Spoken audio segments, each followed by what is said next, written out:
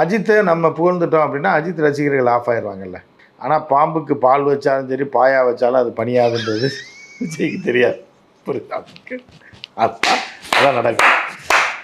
அது வந்து கடைசியில் நீங்கள் தெரியும். பாம்புக்கு பால் வச்சாலும் பாயா வச்சாலும் அது பணியே பணியாது. அது எலெக்ஷன் டயத்தில் அது வேலையை காட்டும். மாதிரி அங்கங்க அடி ஜம்ப்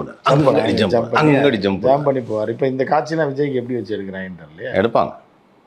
அவர் ஆல்ரெடி நிறைய இந்த மாதிரி ஜம்ப் பண்ணியிருக்காரு. ஒரு டைம் தான் ஜம்ப் பண்ணுவாப்புல விஜய். புறாக்கெல்லாம் பெல் அடிச்சிருக்காரு. அது மேலே பறப்பார். இந்த மாதிரி பாலையா ஸ்டைலில் அவருக்கு வராது. அது அவருக்கு மட்டுமே உள்ள தனி ஸ்டைல். அது சமீபத்தில் கூட திரு பாலையா அவர்களுடைய அதுக்கு விழாவுக்கு ரஜினிகாந்த் அவர்கள் போனப்போ அவர் சொன்னார், அவர் நான் பண்ணால் கூட ஒத்துக்க மாட்டாங்க, பாலையா பண்ணால் ஒத்துப்பாங்கன்னு. ஆமாம், ஜீப்பை நிறுத்துறது, ஜீப்பை தூக்குறது அப்படின்னு சொல்லி நிறைய மக்கள் சில பேர் பண்ணால் ஒத்துக்குவாங்க. அதை கொண்டு போய் எதுக்கு விஜய் பண்ணால் ஒத்துக்குவாருன்னு. ஆனால் எனக்கு தெரிஞ்சு அந்த மாதிரி சீன் இருக்காது. நீங்கள் சொன்ன மாதிரி அந்த லைனை எடுத்துப்பாங்க. இந்த லைனை எடுத்துகிட்டு படம் பண்ணதாக இருக்கும். ஆனால் இது உண்மைங்க. எல்லாரும் ஓட்டு போட்டு ஒரு சிஎம் ஆகிற மாதிரி தான் முடியுது படம். புரியுதா? மக்களுக்காக போராடுறாரு. மக்கள் விரும்பி, இதுதான் லைனை, மக்களாக விரும்பி விஜயை கொண்டு வந்து சிஎம் ஆக்குறாங்க. சரிண்ணே, முக்கியமான கேள்விக்கு வருவோம். ஜனவரி வரைக்கும் வந்துருச்சு, நம்மளும் பேசிட்டே இருந்துட்டோம். இப்போ 9ஆம் தேதி படத்தோட கதையை நான் இப்போ சொல்லிட்டேன். இப்போ லைனை சொல்லிட்டேன். பார்த்துட்டு வந்து உண்மையாக பொய்யான்னு நீங்கள் சொல்லுங்கள். சரிண்ணே, நான் கண்டிப்பாக பார்க்குறோம். 9ஆம் தேதி என்னால் பார்க்க முடியுமான்னு தெரியல, ஆனால் ஓகே பார்க்குறோம். இப்போது எனக்கு இன்னொரு விஷயம் என்னென்னா, இந்த ஓட்டு போடுறதுலாம் சொன்னீங்கல்ல, சினிமாவுக்கு ஓகே, ரியல் டைமில் வந்து இந்நேரம் சின்னம் வாங்கியிருக்கணும்ல. அவங்க ஓட்டு போடுற மாதிரி தானே காமிச்சாங்க. அவங்க எதுக்கு போடுறாங்கன்னு அவங்க தான் முடிவு பண்ணணும். இவங்க போட்டு அந்த படத்தோட இதை பார்த்துக்கிட்டு எல்லாரும் போய் அதில் திருப்பி உணர்ச்சி வசப்பட்டு குத்துனாங்கன்னா செல்லாத ஓட்டாயிரும். புரியுதா? 100 ஓட்டுக்கு 97 ஓட்டு சொல்லாத ஓட்டாயிரும். 3 ஓட்டு தான் இவ்வளோ கடைசியில் பார்த்தா நோட்டா கீழே வந்துச்சுன்னா என்ன பண்ணுவீங்க? எல்லாம் இருக்குது. இல்லைண்ணே, சின்னம் எந்த சின்னமாக இருந்தால் என்ன மாதிரி சின்ன அவர் வாங்குவார்னு நீங்கள் நினைக்கிறீங்க? அவர் மோதிரம், செயின், பிரேஸ்லெட்டு, கூலிங் கிளாஸ் இதெல்லாம் கொடுத்துருக்காரு போல நிறையா. மோதிரம் செயின்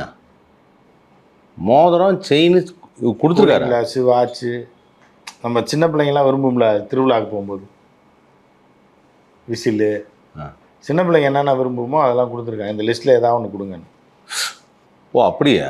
இப்போ இவங்க கட்சிக்குன்னு சின்ன எதுவும் கொடுத்துருக்காங்க. எலெக்ஷன் கமிஷன் என்ன கொடுக்குதோ அதை பற்றி அவங்கள்ட்ட என்ன இருக்கோ, அவங்ககிட்ட என்ன இருக்கோன்னு இல்லை, அவங்க என்ன டப்பாவில் போட்டால் வச்சுருக்காங்க எடுத்து கொடுக்குறதுக்கு. எந்தெந்த கட்சியெல்லாம் இப்போ இந்தியா லெவலில் கொடுத்துருப்பாங்க. அது போக மீதியை தான் இருக்கிறது கொடுப்பாங்க. ஏன்னா எப்படியா தான் யாராவது வாங்கியிருப்பாங்க கட்சியில். இது மாநில கட்சினா கொடுப்பாங்க. மாநில கட்சியில் யானை கொடுக்க மாட்டாங்க. ஏன்னா அது அகில இந்திய கட்சி, பிஎஸ்பியோட இது, பகுஜன் சமாஜோட இருக்குது.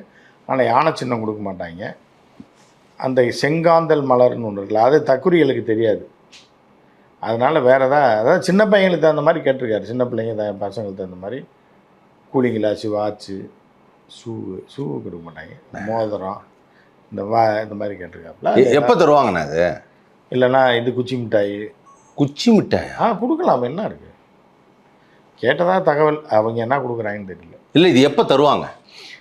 இடம் இந்த மாதம் எண்டில், ஜனவரி எண்டில் கொடுத்துருவோம். ஜனவரி எண்டில், பிப்ரவரி. ஸோ இந்த படம் ரிலீஸ் ஆகிறதுக்கும் அந்த சின்ன தர்றதுக்கும் கரெக்டாக இருக்கும். கரெக்டாக இல்லையா? இப்போ ரிலீஸ் ஆகுது, சின்ன அப்புறம் கொடுப்பாங்க. ஓகே. ஸோ சிபிஐ வேறு இருக்குது. இது சிபிஐ பிடிச்சிட்டு போயிடுவானான்னு தெரியல. அது ஒரு பக்கம் இருக்குது. ஏன் தெரியல, பார்க்கலாம். ஏன்னா நீங்கள் அப்படிலாம் சொல்ல முடியாது. இது படம் வந்து பிடிக்கலாம் மாட்டாங்க, ஏன் மிரட்டுவாங்க. பார்க்கலாம். படம் தான் 9ஆம் தேதி வரதில்ல. நீங்கள் பார்த்துட்டு அந்த கதையை முதல்ல பார்த்து கன்ஃபார்ம் பண்ணுங்கள் நான் சொன்னது கரெக்டானு. எல்லாரும் சேர்ந்து ஓட்டு போடுறாங்க. ஓட்டு போட்டு இவரை முதல்வர் ஆகணுன்றதுக்காக அவங்க பிறந்து வளர்ந்து வாழ்ந்து, நான் செத்தாலும் பரவாயில்ல, என் தலைவன் தான் வரணும், தலைவனாக இவர் தான் முதலமைச்சராக வரணும். வந்தோடனே இவர் வந்தோடனே எல்லாருக்கும் வீடு, எல்லாருக்கும் காரு, எல்லாருக்கும் பைக் அப்படின்னு முதல் கையெழுத்து. 2ஆவது கையெழுத்து அரசியல் கட்சிகள் ஒரு லிஸ்ட்டு வச்சுருக்காரு, 5-6 கட்சிகள். அதை பூராமே அங்கீகாரத்தை ரத்து பண்ணிடுவார். என்னாச்சு? மிக வன்மத்தோட எச்ராஜா அதை பண்ணியிருக்காருன்னு சொன்னீங்க. 5-6 பேர் தாக்குறது ஒன்றுன்னா போய் ஒன்றுனா செஞ்சுட்டு வந்தாரு. இப்போ அது மாதிரி நீங்கள் லிஸ்ட்டு சொல்கிறீங்க. ஆமாம், அது அப்படிலாம் நடக்காது. பார்க்கலாம். நீங்கள் சும்மா இருங்க. தளபதி படத்தை பார்த்துட்டு வாங்க. தளபதி விஜய் படம் வந்து கண்டிப்பாக இதெல்லாம் பார்க்கும்போது ஒரு கூஸ் பம்ப்ஸ் மொமெண்ட்டாக இருக்கும். வரதாச்சு, எல்லாம் கூஸ் பம்ப்ஸ் வரதாச்சு. அந்த எல்லா மக்கள்லாம் போய் தலைவா நீங்கள் வரணும் அப்படின்னு சொல்லும்போது ஒரு கூஸ் பம்ப்ஸ் மொமெண்ட் வரும். அதுக்கு தானே அவர் பண்ணுறாரு, எல்லாரும் பண்ணுறாங்க. ஆமாம், அது வரும். நீங்கள் சொல்கிறத பார்த்தா எனக்கு வந்து நான் மட்டும் அப்புறம் தேட்டரில் இப்படி வச்சுட்டு இருக்கணும். இல்லை, நீங்கள் கை தட்டி ரசிச்சு சரி நான் என்ஜாய் பண்ணுவேன். ஆமாம், ஏன்னா அந்த ஆனால் ரெண்டாவது ஒரு பாட்டு ரிலீஸ் பண்ணாங்க, இந்த பாட்டு அப்படி இருக்கு. அப்படியா? உணர்வு பாட்டெல்லாம் பயங்கரமா இருக்கும், நல்லா இருக்கு, நல்லா பாட்டு நல்லா. தளபதி கச்சேரி பாட்டுக்கு என்ன குறைச்சல் இல்லை தளபதி கச்சேரிக்கு அடுத்த ரெண்டாவது பாட்டில் வந்து பண்ணும்போது நல்லா ஒரு அந்த வரிகள்லாம் அப்படி கேட்குறப்ப அப்படி வந்து அப்படின்னு ஒரு ஃபீல் வருது. வரும் வரும் வரும். அதான் அதுக்கு தான் கேட்டேன். வரும் வரும். எனக்கு ஒரே ஒரு டவுட்டுண்ணே, அவர் எல்லா மேடையிலையும் இல்லை, ஒன்று மட்டும் செய்கிறாரு. மாஸ்டர் படத்தோட ஆடியோ லான்ச்சில், அப்புறம் லியோ படத்தோட ஆடியோ லான்ச்சில், அதுக்கப்புறம் இப்போது இந்த 3 ஆடியோ லான்ச்சுன்னு நினைக்கிறேன். 3 ஆடியோ லான்ச்லையுமே ஸ்பீச்சில் எங்கேயாவது ஒரு இடத்த அஜித்தை மென்ஷன் பண்ணுறாப்புல.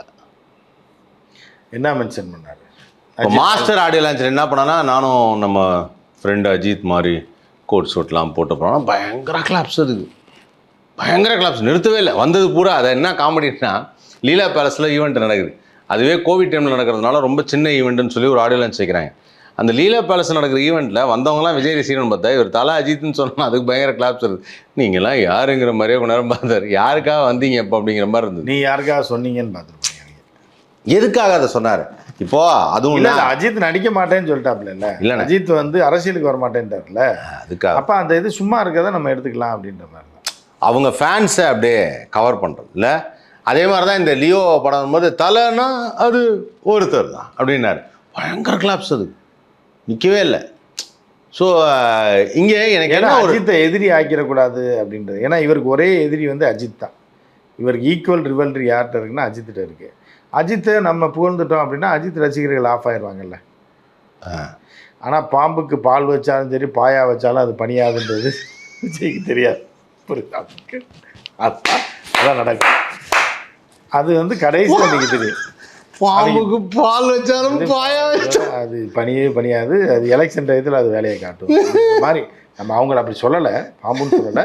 அந்த வடி ஷார்ப்பாக கரெக்டாக அடிப்பாங்க, யாருக்கு அடிக்கணுமோ அவங்களுக்கு தெரியும் எதுக்காக சொல்கிறாங்க. இல்லைண்ணே, நான் ஒரு 2-3 ஃபங்க்ஷனில் பார்க்கும்போது ஆக்சுவலாக என்னென்னா, ரஜினி சார் எப்பவுமே வந்து எல்லா ஃபங்க்ஷனுமே கமல் சாரை மென்ஷன் பண்ணுவார்.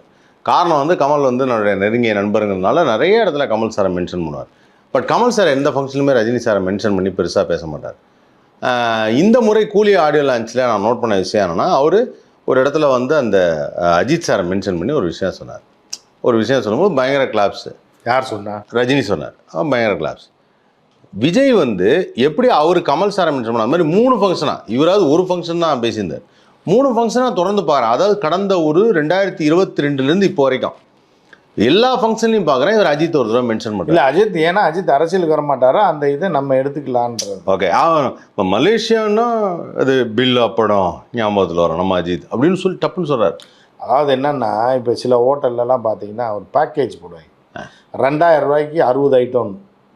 2000 ரூபாய்க்கு 60 ஐட்டம். சிக்கன் ஃப்ரை, சிக்கனோட இது கொஞ்சம், அது கொஞ்சம், மட்டன் வறுவல் கொஞ்சம் அப்படின்னு வச்சுருவாங்க. அதை நக்கி கூட பார்க்க முடியாது, ஒருத்தர் சாப்பிடவே முடியாது. அப்போ எய்த்தாப்பில் ஒருத்தன் போகிறவன் என்ன பண்ணுவான்னா, வெறும் ஒரு தயிர் சாதத்தை மட்டும் ஆர்டர் பண்ணி எய்த்தாப்பில் உட்காந்துட்டு, அதில் இருக்கிறது பூரா வேஸ்ட்டு தானே, அதை எடுத்து தின்றலாம்ல, விடும். அது சும்மா தானே. நீங்கள் 2000 ரூபா பேக்கேஜுக்கு 60 வச்சுருக்கீங்க, கேசரி புளியோரை வச்சுருக்கீங்க, அது வச்சுருக்கீங்க, மட்டன் வறுவல், சிக்கன் பொரியல் எல்லாம் வாங்கி வச்சுருக்கீங்க. ஆனால் உங்களால் நீங்கள் சாப்பிட தெரியும். நான் என்ன பண்ணுறது, விவரமாக எய்த்தாப்பில் போய் மச்சான் அப்படி இருக்கீங்க, நல்லா இருக்கே வந்து போயிட்டு ஒரே ஒரு தயிர் சாதம் இல்லை ஃப்ரைட் ரைஸ் வாங்கி வச்சுக்கிட்டு அதை சாப்பிடுங்க, இவ்வளோலாம் என்னால் சாப்பிட முடியாது. அது என்ன, சரி ரைட்டு, எனக்கு கொஞ்சம் கொடுங்க, டேஸ்ட் மட்டும் பார்க்குறேன்னு இவன் நல்லா சாப்பிட்டு வந்துடுவான். அவன் 2000 ரூபா பேக்கேஜ் கொடுத்தவன் அவன் வேஸ்ட்டாக போகுது. அந்த மாதிரி தான் வேஸ்ட்டாக போகிறத எடுத்து சாப்பிட்றோம், இல்லை யூஸ் பண்ணுறோம். புரியுதா உங்களுக்கு? அந்த மாதிரி தான். இது என்ன சொல்கிறானே, காத்திருந்தவங்க இருக்க நேற்று வந்து ஃப்ளைட்டில் எல்லாம் எப்படின்னா, இந்த சில நேரத்தில் வந்து பின்னாடி இந்த ஏர் ஏசியாலெல்லாம் பார்த்தீங்க அப்படின்னா ஃபுல்லாக புக் ஆகாது. என்ன பண்ணுவோன்னா, சில நேரத்தில் போகிறப்ப மலேசியா ஃப்ளைட்லாம் வந்து 70% புக் ஆகும், பின்னாடி ஃபுல்லாக காலியாக இருக்கும். ஆமாம்.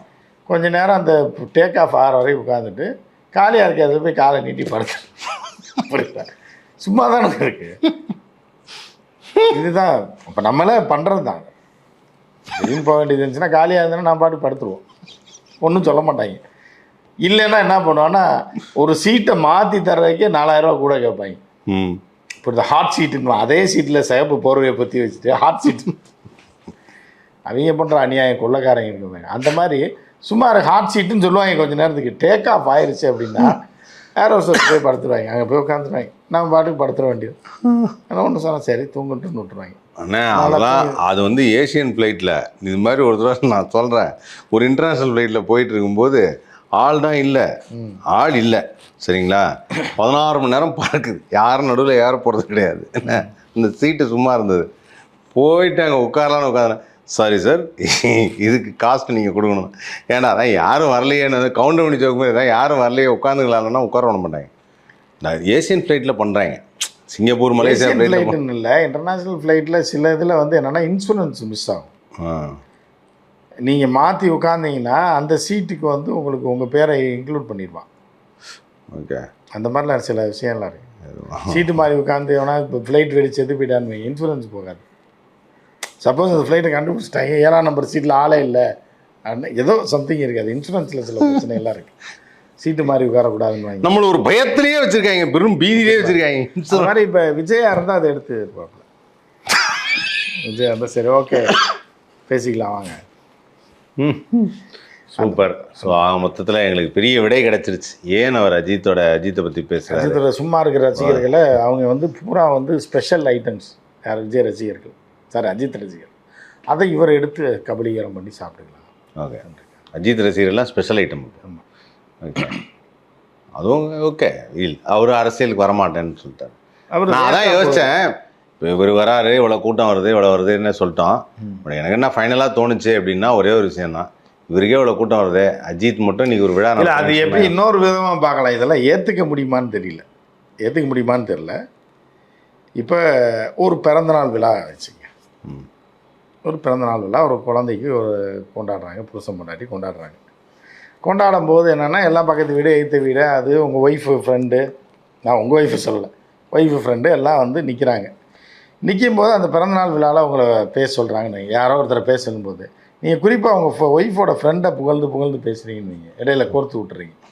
இவங்கள மாதிரி நல்லவங்க கிடையாது, ஒரு நல்ல அருமையான பெண். ஆனால் நீங்கள் வந்து ஒய்ஃபை பற்றி பேசாமல் அந்த 3வது வீட்டு பொண்ணு இவங்களும் ரொம்ப நல்லவங்க அப்படின்னு பேசுங்க. என்ன அர்த்தம்?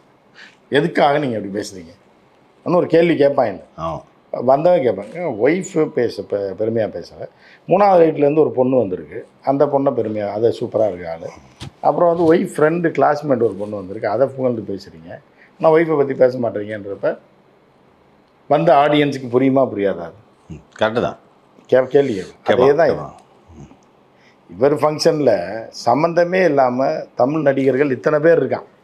ஒரு சூர்யா ரசிகரை ஒரு விஷுவலுக்கு அஜித்தோட வாய்ஸ் வரே வருது. அதை தான் சொல்கிறேன், சூர்யாவை புகழ்ந்து பேசியிருக்கலாம், கார்த்தியை புகழ்ந்து பேசியிருக்கலாம், புரியுதா, விக்ரமை புகழ்ந்து பேசியிருக்கலாம், தனுஷ் சிம்பு புகழ்ந்து பேசியிருக்கலாம். ஃபேன்ஸ் அஜித்துக்கு தானே ஜாஸ்தி. அப்போ அதில் உள்ள உள்குத்து தெரியுது அவங்களுக்கு. அதுதான் இது நம்ம வீட்டு ஃபங்க்ஷனில் 3வது வீட்டுக்காரியை பெருமையாக பேசுகிற மாதிரி சம்மந்தமே இல்லாமல் இதுதான் வந்து. ஆனால் அந்த எக்ஸாம்பிள் தான் இந்த 3வது மாவுக்கு என்ன ஃபேன்ஸ் ஜாஸ்தி தெரியல, அதுதான் அது அவர்கிட்ட தான். ஓகே, விரைவில் தெரிந்து போகும். இதுவரை தொடர்பு கொண்டதுக்கு நன்றிண்ணே, நன்றி, தேங்க்யூ.